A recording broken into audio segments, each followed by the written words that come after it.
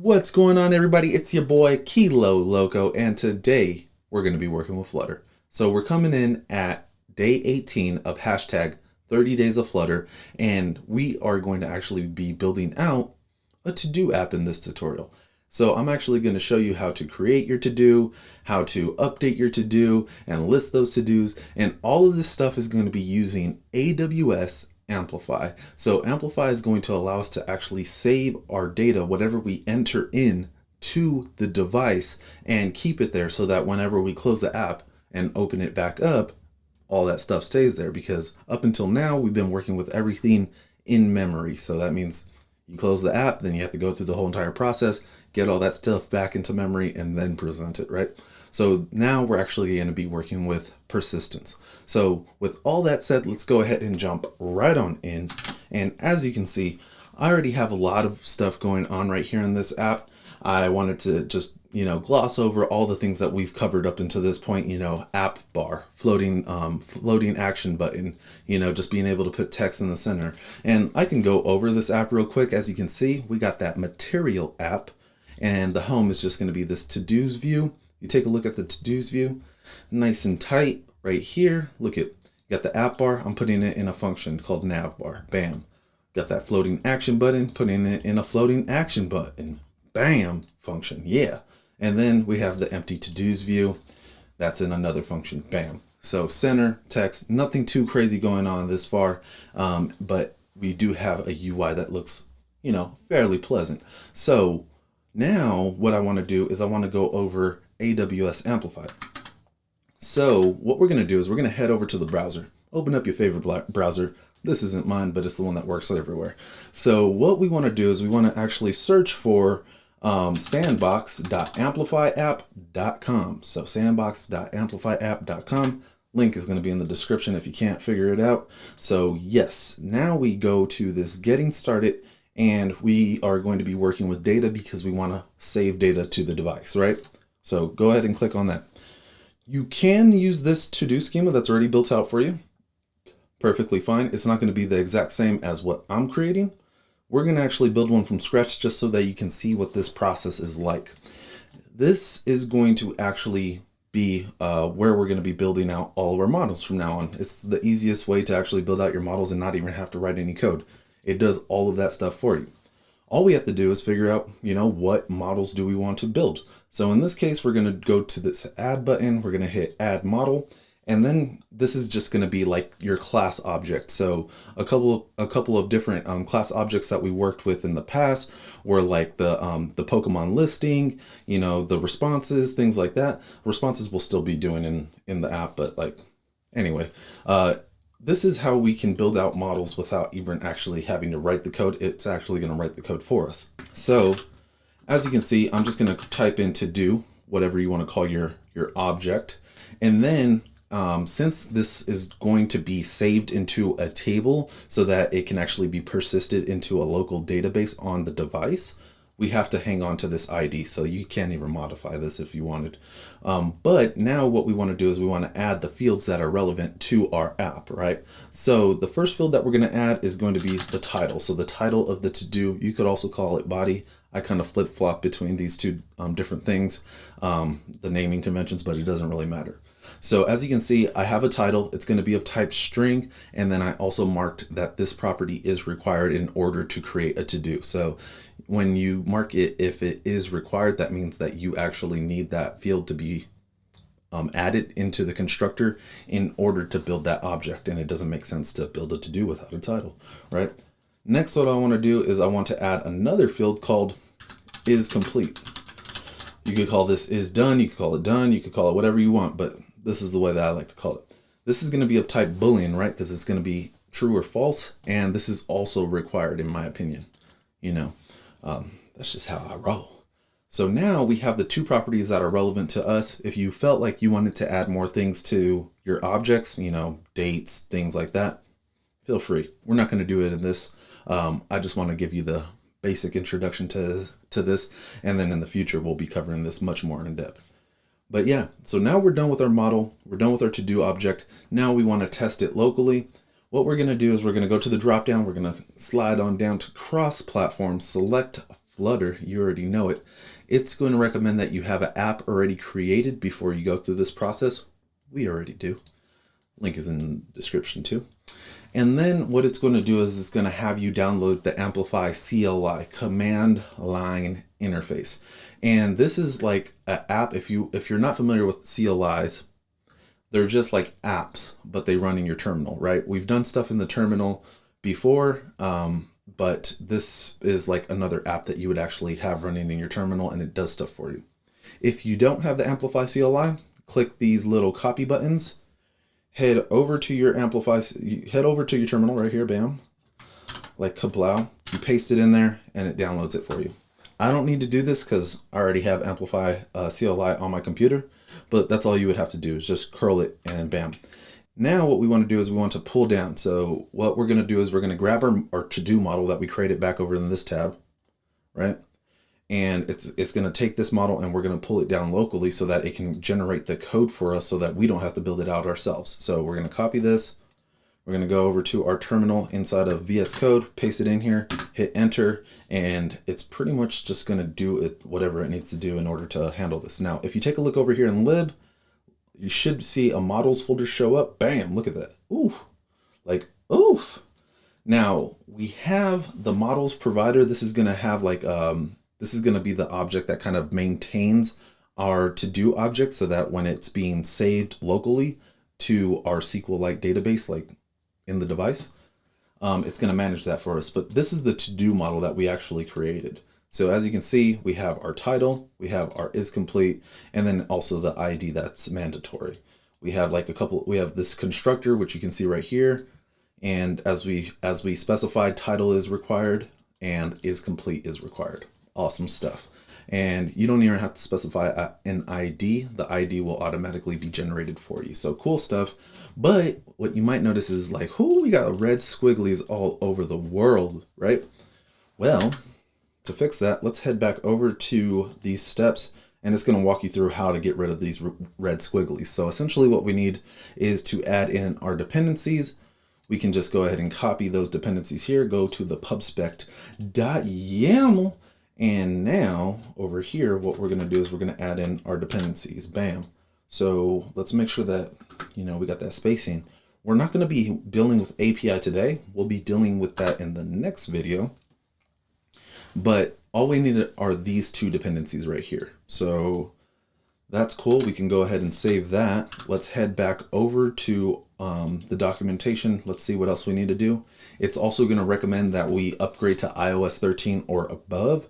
So we need to upgrade for iOS. We need to make sure that it's 13 or above. And then for the minimum SDK for Android, we need to specify 21. Let's do that. Start with iOS, go to the pod file. This file actually doesn't show up until you run pubspec.yaml and save it at least once. So just keep that in mind. We go up to the top, bam, uncomment. Switch that to a nice big 13. Oof, love it. Android, go up app. Let's see, build.gradle right there. Scroll to about midway right there.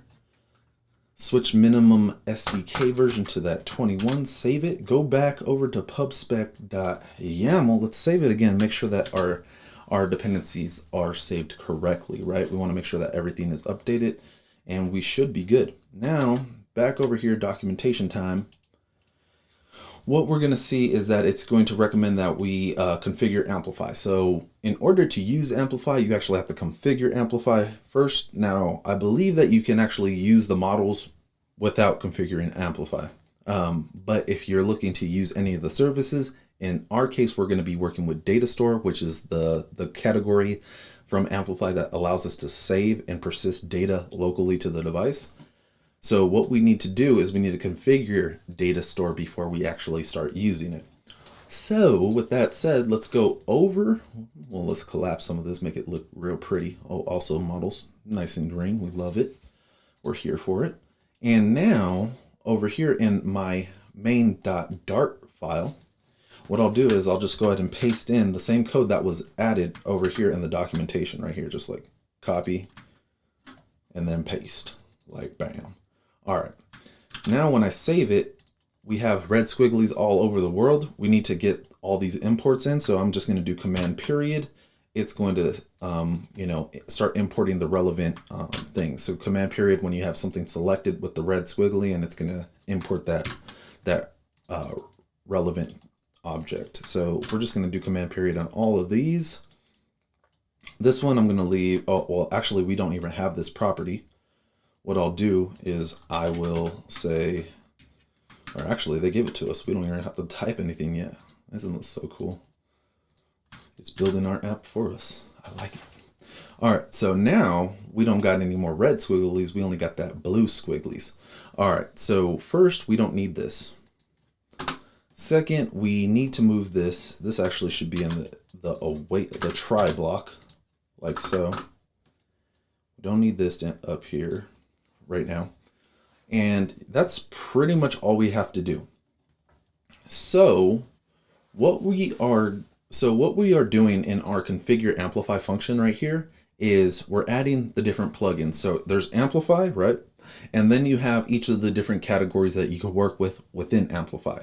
And this category is for saving data, and it's called data store, right? So we need to configure that plugin. That's every category. It has a plugin that's associated with it. In order to create this plugin, we need to give it a model provider. That model provider is that object that I showed you earlier, which is this, right? No more red squigglies. It does handles all the stuff that it needs to handle for Amplify to work. That's all we really need to know. Then what we have to do is we have to actually configure Amplify with the information in the Amplify config string, which you can find right here. Now, there's not a whole lot going on in here, but you don't want to mess with this, all right? Just leave it as is. You don't want to break it, all right? So then it's taking that string, it's passing it in there, it's configuring Amplify. Then once we're all done, we're letting Flutter know. So we're saying that set state, hey, we configured Amplify, we're good to go. Now, before we do any of that, before we do anything with Amplify, like get our to-dos or anything like that, we need to make sure that this is done. So what I'm actually going to do is, instead of showing to-dos right away, the to-dos view, which is going to pull that information, what I'm actually going to do is I'm going to check if Amplify is configured, and if it's not, then I'm going to show this loading view. You have this loading view right here. It's just a container, a white container with that circular progress indicator like so. Now let's go ahead and update this code right here so that it only shows it and if Amplify is configured. All right, really simple little change. Just got that ternary operation going for us. Is Amplify configured? Yes. Show that to-dos view. No. Show that loading view. Simple as that. We can run it and make sure that everything is going to work.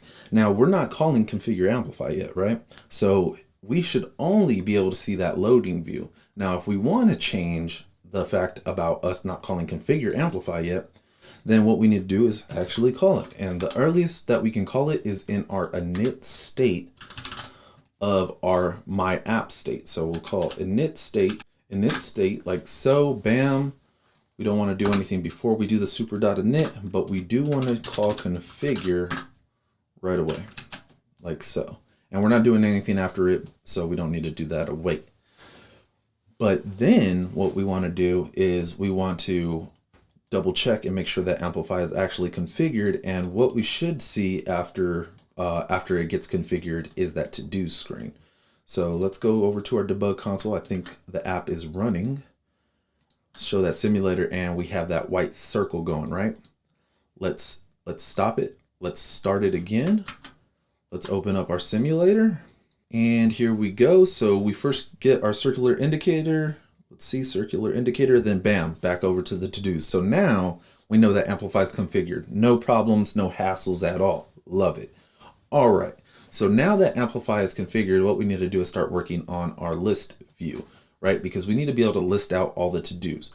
But we're going to be working with that block pattern again. So let's go ahead and add in our block pattern in our pubspec.yaml again. All right, and we're going to go ahead and paste it in like so. We're going to save it like so. We're going to be set like so. And what we want to do is we want to kind of build out our block so that we can start working with it inside of our to-dos view. So we're still going to be having this to-dos view be a stateful widget. And that's because we're going to be dealing with user input and things like that. but I still want to deal with a BLoC to handle the other state, which is essentially, the loading state, the failure state on trying to get those to-dos and all that stuff. So we're still working with BLoC, but we are still going to have some state that's going to be managed specifically by our to-dos view. So let's create a new file, called it to-do BLoC.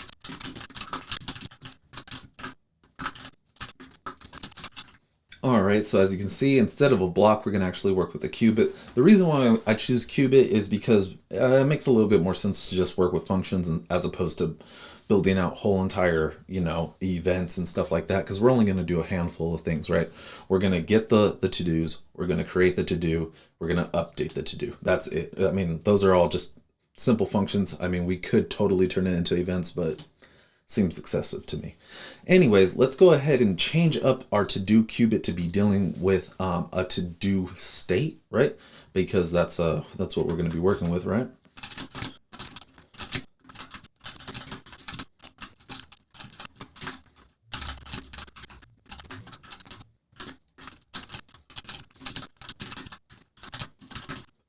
All right, and there we go. So now we have our to-do state, which is an abstract class, and then nothing too crazy that we haven't covered before. So loading to-dos is one of the states. List the to-dos successfully. We got them back, right? Now we have those to-dos there, bam, or failed to list the to-dos. We did something crazy.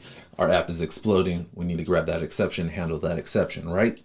Now we have our cubit, which extends which extends cubit that takes in the to-do state, right? Our initial state, most likely going to be loading those to-dos, right? It makes sense to have that as the initial state. And then, like I said before, we're going to have like 3 different functions, right? So one is going to be get to-dos, right? Another one is going to be to actually update to-do is complete. And then the last one is going to be to actually create a new to-do. So, there probably should have been create before you update, right? But I kind of jumped the gun there, sorry. All right, there we go. Reordered them, pretend like I never went out of order. Sorry about that. Anyways, we have the get to-dos, create to-do with a title, right? That's all you really need to do in order to create the to-do, because we know that is complete is going to be false by default. And then update to-do is complete, right? So then this is going to take in a to-do. We need to update it to whatever this is complete value is, and then save it. Now, we're not going to actually be doing that here. Remember that whenever we're going to be working with like a service, whether it be networking, persistence, any third-party frameworks, whatever, right? We need to actually create a repository that interacts with that stuff for us, or else we'll get like nasty code all over the place. So what we'll actually do is create a to-do repository that's going to be interacting with Amplify for us. So let's create a new file that's going to do that. All right, so we have our to-do repository, and we need essentially 3 different functions that are going to essentially map to the other functions that we have in our cubit, right? So this is going to be what we're able to interact with in regards to state and stuff like that, and what we need to do to emit. But we actually need to have these 3 different functions in our repository and have those interact with our Amplify, right? Or with Amplify. I don't own it. But like, anyways, what we want to do is we want to get all to-dos. So it's pretty simple when you're working with Amplify. All we want to do is we want to just work within these try-catch blocks, just because, something could go wrong, just like any networking request, right? So we're just going to be wrapping everything in try-catches, and we'll just simply throw the error so that we can propagate it up, handle the failed state and things like that. So if we want to get the to-dos from Amplify or from data store, it's as simple as saying we'll say final to-dos is equal, remember, asynchronous task, just like any networking request, although it's actually not networking, it's going to the local device storage, but it's still an asynchronous task. So we're going to do await, and we got to mark these bad boys with that async right? So all we need to do is just say Amplify. We have to import it. We have to say data store, right? We're working with the data. And then we say query. So query means to go get to like make a request against your database. And then we have to specify what type of object are we trying to query for.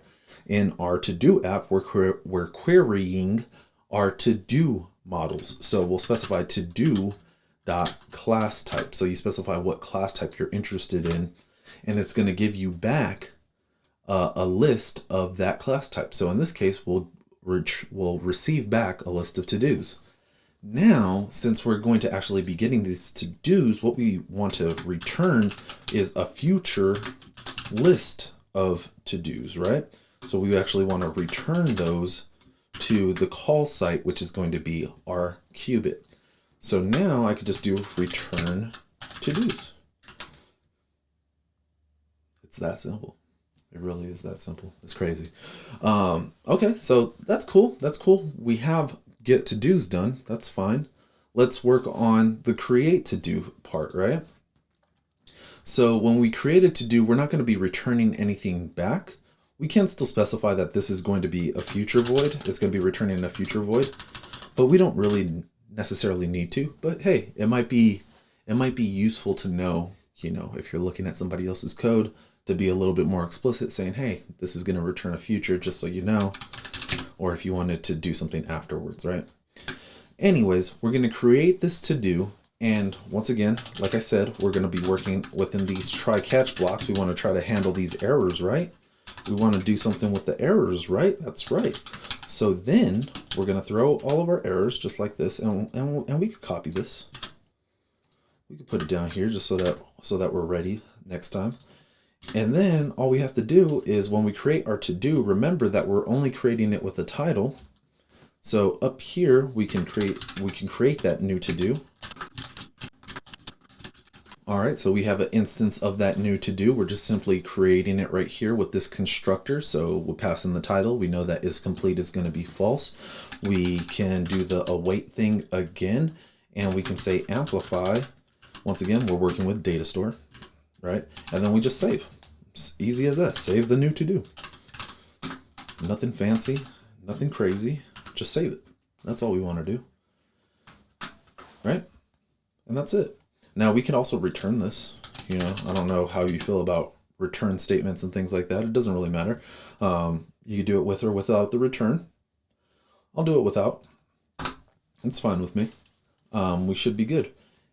And how do we do the update to do is complete? Well, the important thing to know about to-dos and Amplify data store and how it works in regards to updating is that a update is the very same thing as a save or a create.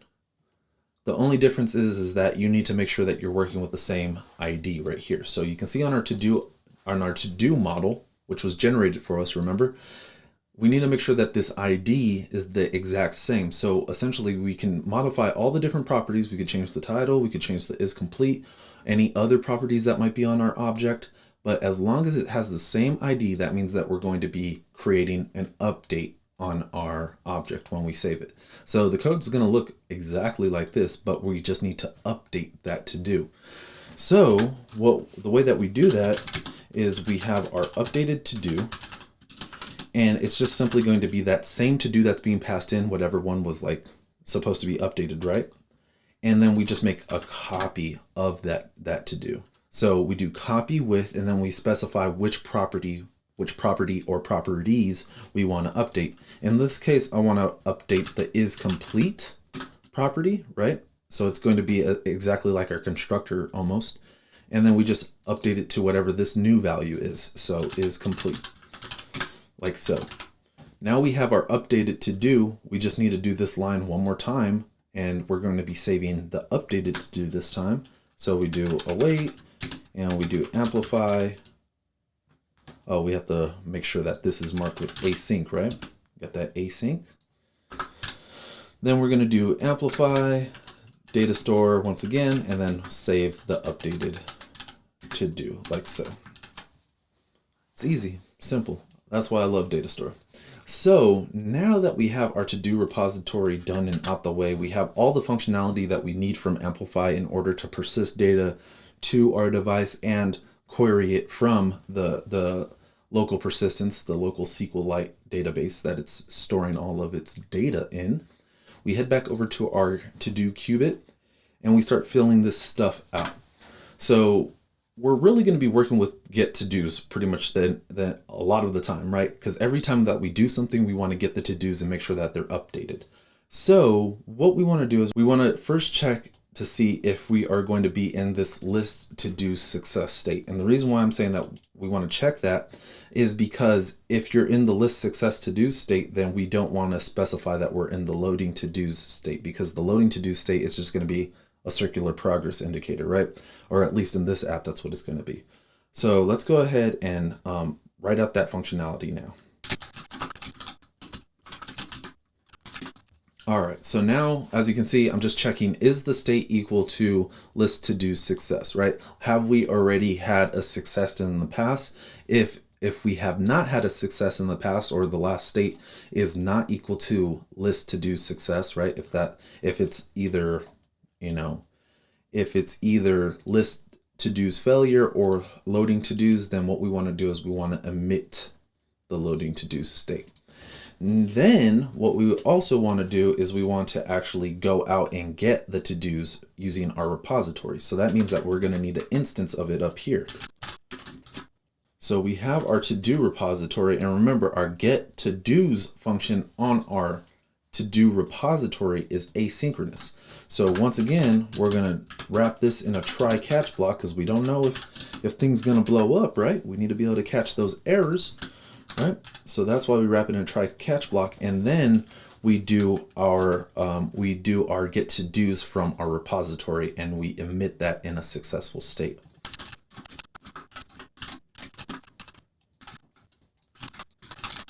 All right, and here we go. So now we're getting our to do's, right? We're awaiting for those to do's to come back from our repo, which it's going to be working with Amplify under the hood, right?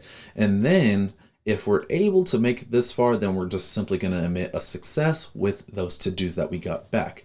If we ran into some type of error along the way, then we'll handle that exception and we'll set the state to the list to-dos failure. So now we can go back over to our to-dos view and we can start working with our, well, actually, we need to go over to main.dart, right? We need to go to that main.dart. And what we need to do is we need to start working with our BLoC provider. We need to make sure that our to-do cubit is provided to the rest of our app. So let's go ahead and wrap this in a new widget, which is going to be our BLoC provider. All right, and there we go. We got our BLoC provider, which is now wrapping our ternary operation, checking if Amplify is configured or not. And we also are creating our to-do cubit. So now in our child, anything that's a child of this child, right? We can go ahead and we can actually reference our cubit.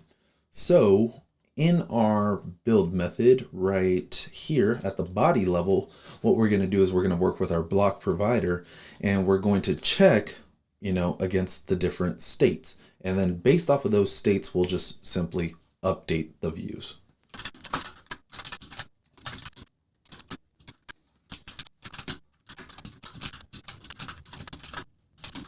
All right, so as you can see here, we have our BLoC builder now, right? And we are simply going to run through the different states that we can have. So we have 3 different cases. We have the list to do's success, we have the list to do's failure, and then anything else like our loading state is just going to show that loading view for us. So that's really good.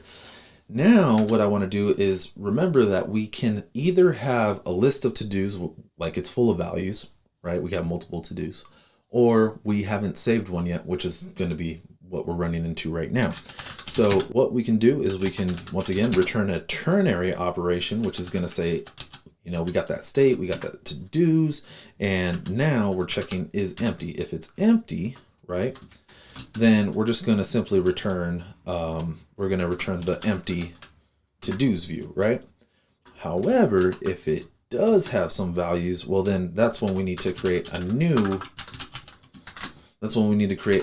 function that's going to handle what that's going to look like. So As you can see, VS Code likes everything to be all sucked up like you're doing drugs or something. But anyways, we're going to create a new function that's going to handle our list of to-dos. So then, well, actually, before we go on to that, let's go ahead and create, some type of error view as well.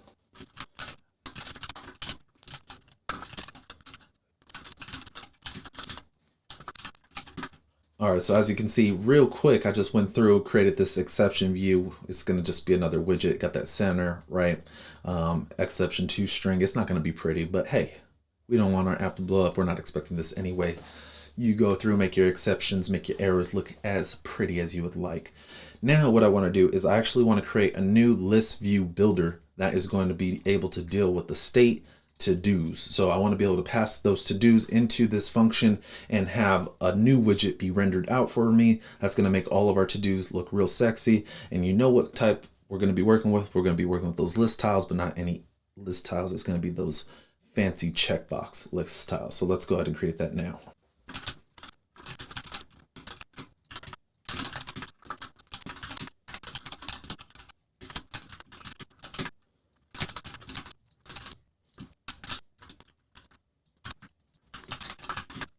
All right, and there we go. We got our new to-dos list view widget function, which is going to take in a list of to-dos.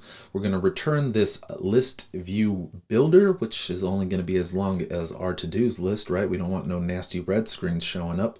And we're going to create or access the specific to-do at that index so that we can, utilize the relevant title and is complete values, right? We wrap this beautiful checkbox list tile in a card, make it even sexier than it was before, set the title to our text to-do.title value, right? And then the value is going to be whether, the checkbox is on or off, is going to be if the to-do is complete or not, right? From there, we are going to get this new value, which is actually going to require us to, hit up our to-do cubit and run that functionality for the update. But we're not going to add that in right now. Right now, we're just going to focus on getting this to render, and we need to make sure that we return it up here. So instead of the container, so if our to-dos, if it's empty, show the empty view, right? If it's not empty, then we're going to return our function where it's the to-dos list view, and we pass in state.todos, right? Easy peasy, lemon squeezy. All right, so now what we'll do is we'll F5 it up and we will run our app. All right, and here we go. So we got our app running and we should still not really see a difference because, we haven't created anything yet. But as you can see, something did go wrong because we're in this loading state. Now, I hope that you are able to catch this bug. I hope that you know where this bug is at. Why are we showing this? Well, this would only happen if we're in some type of else state. So we don't have a success, we don't have a failure, and we're returning this loading view, right? Why does that happen? Well, because we never actually told our cubit, hey, go get those to-dos, boy. So back over here, you know what it is, right? You know what it is. You know how we do it, right? The sexy stuff, right? The sexy stuff. Bam, right here on the to-do cubit, cascade get to-dos. Like so. Bam. We do a nice restart and we're going to start from fresh. Looks like it didn't work. Okay, well, let's try it again. We're going to run it again and let's see if we can get it going. All right, and here we go. So now we should get see, I don't know if you saw all of it, but we had two circular indicators. It was real quick, but they were there. And then now we have the no to-dos yet. Now there is one thing that I do want to point out is if we do a restart on this app, something unique will happen. So we do a restart on this app and what will happen is we're stuck in this indicator view right here. Now the reason for this, and if you actually take a look at the logs, it's because we ran into this exception. So Amplify right now has this error that's thrown whenever you restart your app, which means that when you're restarting your app over here in your main.dart, let's see if we could get main.dart to come up. There we go. And our main.dart, when we restart, this is set to false, right? And what it will do is it's going to rerun the code. However, Amplify will have already been configured and we can't configure it again. So that's exactly what this is showing down here. So instead of going through this path, we're gonna touch on this a little bit later in the next video. But what we want to do is we just want to make sure that we are going to and what we actually want to do is we want to always make sure that we're updating Amplify is configured to true. Now, I'm going to show you how to handle this a little bit better in the next video. But now if we go ahead and restart it, since we're setting Amplify to true, configured set to true, then we're going to be good to go. But I just wanted to point this out that, hey, when you restart the app, you're going to get this recovery suggestion. And it's actually going to tell you, it's going to tell you right here. Recovery suggestion failed and Amplify configured. Like we already removed the duplicate call to Amplify configured. So that's all you really need to know. But yes, anyway, what we can do now is we can actually start working on the save portion of it, right? So the saving of our to-dos. So now we need to create a new view that's going to pop up from the bottom. I'm just going to use a modal bottom sheet, and we'll put that in a new function that we can or we can put it actually right here in the floating action button. It's going to show the new to-do model sheet, and that will pop up and it will have a column in it where it's going to have the text field and the button to actually save the to-do. So let's add that in now.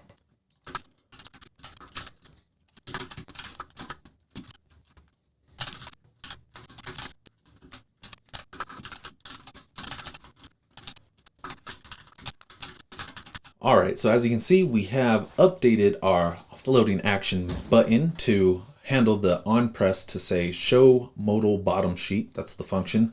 And then it takes in a context. We just grab the context out of the air, and then we add this new to do view. The new to do view is another function right here, bam. And as you can see, it's simply just a column with a text field in it. And right now I have a decoration on it, that little hint text, making it look real saucy like. And then we have the elevated button. Right now it's not doing anything when you tap on it, but it does say save to do. Now, I want to point out that we are dealing with the text field. We need to work with user input. The easiest way to just handle user input is just like we did before. And this is the entire reason why we have this set as a state object, a stateful widget. So now we actually need a title controller for our text field. All right, so now we have this title controller, right? Scroll back on down, text field, we update the controller, and now we can actually pass in this title controller. So what we need to do is we need to actually trigger this save, and we can do that with a brand new function, or we could just do it right here in line, either way that you want to do it. I'm gonna do it in line because we're gonna be working with our BLoC provider anyways. We don't really need to do anything inside the function. All we have to do is just do BLoC provider, grab our specific to-do cubit, right? That's the only block that we're working with right now. We got our context being passed in, and then we just simply say save, or what is it, create to do, and we pass in the title, and the title controller, right? So simple as that. So title controller.text, like so. So do it however you want, make it a new function or not. I think this is okay. The code's not going too crazy. I think this is just fine, but it's totally up to you what you want to do. I ain't gonna stop you. So now we need to test out to see if our floating action button actually works. Let's hit that restart. Let's go over to our app. Let's press the plus button, see if it brings it up. Oh, it does, because we know what we're doing because we're bosses. And now what we want to do is we want to save it. However, did we implement the functionality in our cubit? And that I don't think that we actually did. So let's go ahead over here in our create to do cubit and actually save it. All right, so only a few changes just to get this going, right? So first, async, you already know what it is. We have our asynchronous function, which does creating the to-do from our to-do repo. And then after we create the to-do, we actually want to get our to-dos again, right? And this is where this functionality comes in, right? at this point, we will have already successfully loaded our to-dos, and that's why we're checking to make sure that this is equal to false, and that's the only time that we're going to show that loading state. We don't want our to-dos to disappear every time that we save one, right? Anyways, then we're going to get our to-dos so that we can get back all the new to-dos or anything that's in there. So now when we create this to-do, we're going to create it, but then we're also going to get it so that we have all the updated to-dos. And back over here, we just simply need to, well, we're already doing everything. We just need to actually save it. So one thing that I want to also make sure that happens after we create this to-do is we need to clear out the text controller because we don't want to have that text persisted over, but also we need to make sure that this modal disappears. So in the on press, we can do both of those things. So we're going to save it with this text, right? That's fine. After we save it with that text, we're going to hit up that title controller and we're going to say, hey, text, we don't like you all that much. You're set to empty. And then we're also going to do navigator of our context, and we're going to pop it, make it pop. So let's go ahead and try all this again. And I'm going to do a restart because especially when you're working with modals, these things just don't persist across. But let's go ahead and hit that plus. We create our very first persisted to do like so. We save it. It goes away. Bam. Look at that. Ooh. Ooh, that's clean. Ooh, that's clean. Can we do another one? Let's see. So another one like DJ Khaled. Oh, another one. Ooh. All right, and there it is. So now we're creating our to-dos. The problem that we have right now is that we don't have this this update functionality built in. So first, let's head back over to our cubit because we never updated this, right? We need to hit up our to-do repo, hit that update, right? And then we need to get to-dos again so that we can get the updated state for them. All right, so as you can see, made it asynchronous. Now we have a wait right here and it has blue squigglies. I'm gonna take a guess and think that means that we actually didn't mark this as a future. That was my bad. Future, like so, because we want to be able to await until after it, right? So we go back. Now we have no blue squigglies. We're all good. We're going to call that update to do is complete. We're going to pass in the to do. We're going to pass in the is complete. And then once again, we're going to get the to do so that we get the latest and make sure that everything is up to date in our state. So then what we want to do is we're going to go to our list view, our to-dos list view, and in that on change function, right, what we need to do is we need to once again hit up that that BLoC provider and pass in our to-do, which is going to be right here, and then the new value that's being passed in as well. And bam, just like that, as you can see, in the checkbox list tile, when we do the on change, we're going to pass that new value into the update to do is complete. We're going to pass it in as that Boolean. The to do is simply coming from right there, and we should be good. We save it. We take a look at our app, and now if we tap on it, bam, we get the updated state. We get the whole animation. Everything is persisted. We don't even need to worry about it because now if we actually close the app, let's go ahead and stop this app. If we stop this app and we open it back up without even running it, by the way, I might add, right? Without even running it, it's going to get our to-dos back, and we're going to actually be able to see the state. Well, not only the to-dos themselves, right? Because those were actually saved, which is pretty cool, but we're also going to see the state that they were left in. Now, the important thing to remember about local persistence is the fact that it's just that. It's local. And if you haven't worked with native apps before, then you may not know this. If you're very technical and you have worked with apps a lot or played with them a lot, one thing that you might notice is that whenever you delete an app, the data, your relevant data, like whether you were signed in and stuff like that, is usually removed. So when you delete your app, right, all the stuff that you had in the app, all the settings and stuff like that are also deleted. So now, since I deleted the app, if I were to run the app again, we're actually going to notice that our to-dos have been blown away. They're only persisted locally, and they only stay with the device as long as the app is installed on that device. So that's the problem with having local persistence, is that it's only there until the app actually gets deleted. If you want that persistence to last even after you create the app, like let's say you were building, like, I don't know, Twitter, right? It doesn't matter if you delete your app on Twitter, you still have the website, or you still can go download it on a different app, or you can download it again, and then everything works and you still have your profile, like everything's still there, right? That's because that data is persisted into the cloud or into the server, and you can see all that data. But here, our to-dos, they're just gone. So my new to-do again, like this.